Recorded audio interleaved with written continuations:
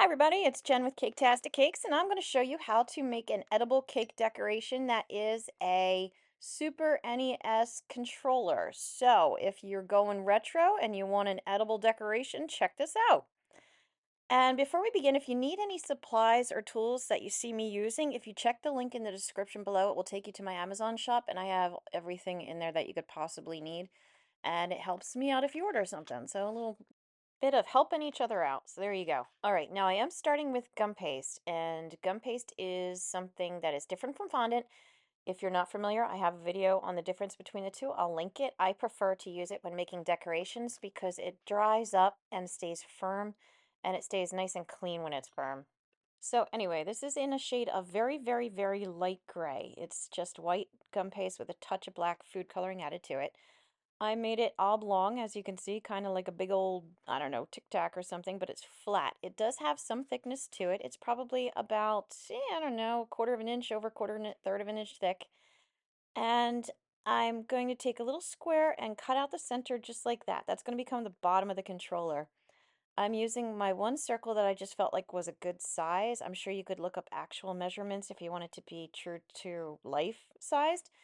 And I'm going to use that to measure out the circle, the round part on each end of the Joy-Con. I'm just going to trim away the extra for now because I will shape it with just my fingers when I feel like it's trimmed down enough. But for now, I'm just trying to remove the bulk of it. And if this is like too complicated, because this is kind of convoluted, I'm not gonna lie, you could always just print a template, just print a picture of it or a template of it and cut it out and then trace it out and cut that out on your gum paste. That would work too. All right, so I've got my overall shape there of my Joy-Con. I'm using some just gray gum paste that I'm rolling very thin, and I'm using that same circle that I used before to measure out the two sides of the Joy-Con in order to create the size of the darker gray circle. And if you look at the old Joy-Cons, they do have kind of like that dark gray circle there that I'm putting on, and the outline of the light gray just kind of barely goes around it. So that's just how I size things. I'm making two of the light gray gum paste Tic Tacs basically, and flattening them out, and those are going to become where the buttons are going to sit on the controller itself. If you want to, you could use like an X-Acto knife or something and trace it out onto the gray, and then remove that little gray piece that you traced and then insert it so that way it's all flush. You don't have like layers building up the way I do.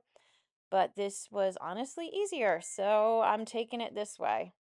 And everything I'm attaching with a little bit of water on a paintbrush. You just brush a little bit, like a tiny, tiny amount on the back, and it will stick together. And then it dries. So you got your little beanies on there that you've pressed down nice and flat. Make sure they're nice and straight. I'm putting two little spots of moisture on there, and then I'm going to put two purple beads of the same size, and I'm using my ball tool there. It is actually a flower decorating tool, I think, to make flowers. And I'm pressing down in the center to create my buttons. I'm going to do the same thing using a very light purple on the top, light colored bean. Sure, we'll call it that. Try to make them as close to the same size as possible, and make sure you have them at an angle, at a nice little slant there. For the other side, if you look at an old Joy-Con, you'll see that there's a circle that kind of dents in, so I flipped it upside down. I'm using the back side where it's a wider rim of my cutter to make an imprint. It's also smaller than the other one, so keep that in mind too. Now I'm going to do a couple of the buttons in the center. I've got black gum paste, making skinny little Tic Tacs out of these. They actually kind of look like hamster poos. If you've ever had hamster pets, you'll know exactly what I'm talking about. But anyway, I'm not going to refer to them as that anymore. So I put those in place, so now they're good. I left them a little bit elevated though. Now I'm going to create the plus angle director thing switch. So I made a square out of black gum paste again. This is a little thicker though. And I'm using the cutter again just to make little corner squares out of it to try to make as even as a plus or cross shape as possible. It was not perfect, I will tell you, but You got to trim it away until it fits inside that slightly smaller circle.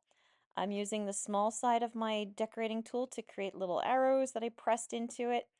I'm just trying to tweak it, make them look more like arrows and less like circles because it was a ball tool.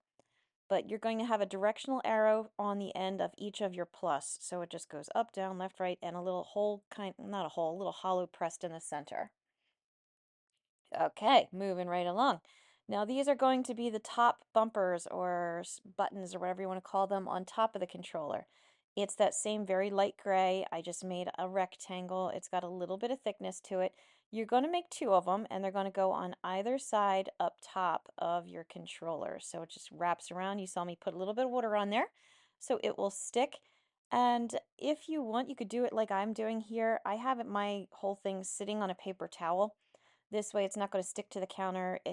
It'll dry nice and evenly, like it'll dry underneath as well. It just works a little bit easier for moving things around. And I don't have to worry about the back because the back is not going to show.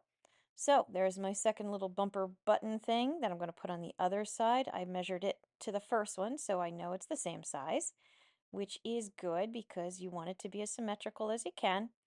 And I'm sorry, I apologize. I thought I recorded it, but I didn't. But I wrote start and select underneath the two little black buttons, and I did an AB and an XY above the purple buttons and below the purple buttons.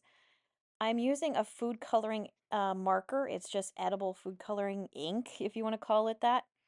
And as far as writing Super Nintendo, I wrote it on a piece of paper first, spacing it how wide I needed it to stay. Like I know I can't go past anything else.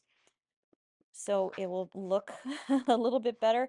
And as neatly as I can, I am just freehanding it. So if you have a way to do it better, if you have a printer or something that you could work it out, that would be, of course, a better option than just freehanding it. But if you are going to freehand it like me, do your best to try to make the letters all the same size. Try to keep it nice and straight. Underneath of it, it had some more like little itty bitty teeny tiny writing that I believe said entertainment system or something, which I couldn't fit in there. I'm good, but I'm not that good. So you do the best you can. And I always say, as long as it looks like it, people are going to recognize it for it. You nailed it. So I put a little hollow space in the top there. Don't know why, but it's there. But there it is. So you got your Super Nintendo Entertainment System controller. So I hope you found this video helpful. Please like and subscribe because it helps me out as well. I've got a ton of other videos out there all about cake decorating, decoration making, all different gaming systems. If you want to do a little, journey through time, Xbox, PlayStation, they're in there. So take a look.